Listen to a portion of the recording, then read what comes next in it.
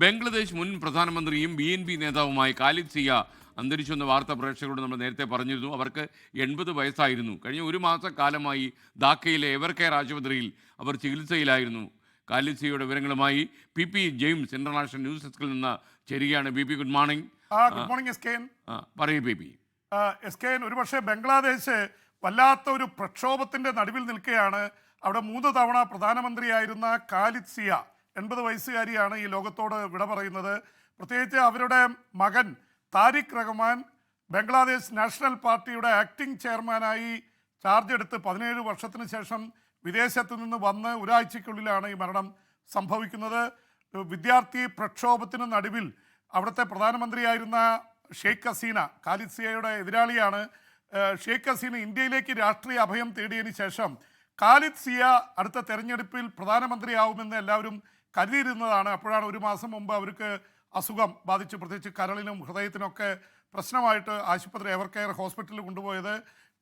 ഇന്നലെ അവരുടെ നില വളരെ വഷളായെന്ന് അറിഞ്ഞിരുന്നു. ഇന്ന് പുലർച്ചെ അന്ത്യം സംഭവിക്കുകയായിരുന്നു.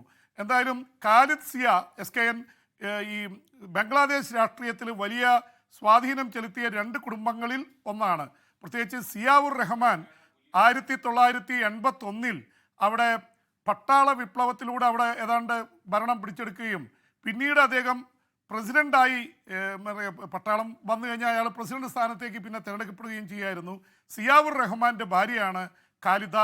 ഒരുപക്ഷെ അല്ല, ബംഗ്ലാദേശിൽ ആദ്യമായി ഒരു വനിതാ പ്രധാനമന്ത്രിയായ ആളാണ്. അതിനുശേഷമാണ് ഷെയ്ഖ് ഹസീന പ്രധാനമന്ത്രിയായിട്ട് വരുന്നത്. അപ്പോൾ ഫീമെയിൽ പ്രധാനമന്ത്രി ആയിട്ടുള്ള, വനിതാ പ്രധാനമന്ത്രി ആയിട്ടുള്ള ആദ്യത്തെ ആളാണ് ഖാലിദ് സിയ.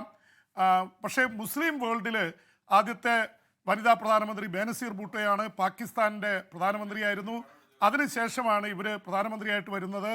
എന്തായാലും ഇപ്പോഴത്തെ അവസ്ഥയിൽ ബംഗ്ലാദേശ് നാഷണലിസ്റ്റ് പാർട്ടിയാണ് ഫെബ്രുവരി 12 നടക്കുന്ന തെരഞ്ഞെടുപ്പിൽ അധികാരത്തിൽ വരാനിരിക്കുന്നതെന്നാണ് പൊതുവെ സർവേകൾ സൂചിപ്പിക്കുന്നത്. അങ്ങനെയെങ്കിൽ അദ്ദേഹത്തിൻ്റെ മകനായിരിക്കും, താരിഖ് റഹ്മാനായിരിക്കും ഇനി ഈ പാർട്ടിയെ നയിക്കുക. ഇപ്പം അമ്മ മരിച്ചതിൻ്റെ ഒരു എന്താ പറയുക, ഒരു സഹതാപ തരംഗം കൂടി അനുകൂലമായിട്ടുണ്ടാവും. എന്ന് മാത്രമല്ല, ഷെയ്ഖ് ഹസീനയ്ക്കും അവരുടെ പാർട്ടിക്കും മത്സരിക്കാൻ യാതൊരു തരത്തിലുള്ള അനുമതിയും നൽകിയിട്ടില്ല. ഇന്ത്യയെ സംബന്ധിച്ചിടത്തോളം ഇന്ത്യയായിട്ട് നല്ല ബന്ധം പുലർത്തിയിരുന്ന നേതാവായിരുന്നു. ഇപ്പോൾ മുഹമ്മദ് യൂനിസാണ് ഇടക്കാല പ്രധാനമന്ത്രിയായിട്ടിരിക്കുന്നത്. പക്ഷേ ഇന്ത്യയും ബംഗ്ലാദേശും തമ്മിലുള്ള ബന്ധം വല്ലാതെ വഷളാണ്. അവിടെ 2 ഹൈന്ദവരായിട്ടുള്ള ന്യൂനപക്ഷങ്ങളെ ആൾക്കൂട്ട കൊലപാതകത്തിലൂടെ കൊലപ്പെടുത്തി. 3000 തവണ ന്യൂനപക്ഷങ്ങൾക്കെതിരെ, ഹൈന്ദവർക്കെതിരെ, അവിടുത്തെ ബുദ്ധിസ്റ്റുകൾക്കെതിരെ, അതുപോലെ തന്നെ മറ്റു വിഭാഗങ്ങളായിട്ടുള്ള ന്യൂനപക്ഷങ്ങൾക്കെതിരെ ആക്രമണങ്ങൾ നടന്നു. അതിൻ്റെ പേരിൽ ഇന്ത്യ പ്രതിഷേധിച്ചു, ബംഗ്ലാദേശ് തിരിച്ചടിച്ചു. ഇങ്ങനെ ഒരുപാട് തരത്തിൽ ഇന്ത്യ ബംഗ്ലാദേശ് ബന്ധം വഷളായിക്കൊണ്ടിരിക്കുകയാണ് ഇപ്പോൾ ഈ മരണം സംഭവിച്ചിരിക്കുന്നത്. ഇതിനെ തുടർന്ന് വരാനിരിക്കുന്ന കാര്യങ്ങൾ എന്താണെന്ന് അറിയില്ല. ഇടയ്ക്കിടയ്ക്ക് പട്ടാളം കയറി അവിടെ ഭരിക്കുന്ന സ്വഭാവമുണ്ട്. പട്ടാളം ഭരണം ഏറ്റെടുക്കുമോ എന്നൊന്നും അറിയില്ല. SKN, ലോകത്തെവിടെയായാലും ഏത് സമയത്തും 24 വാർത്തകളും ഓഗ്മെന്റഡ് റിയാലിറ്റി പാക്കേജുകളും എക്സ്പ്ലെയിനറുകളും വിശദമായി കാണാൻ ഞങ്ങളുടെ YouTube ചാനൽ നിങ്ങൾക്ക് സബ്സ്ക്രൈബ് ചെയ്യാം.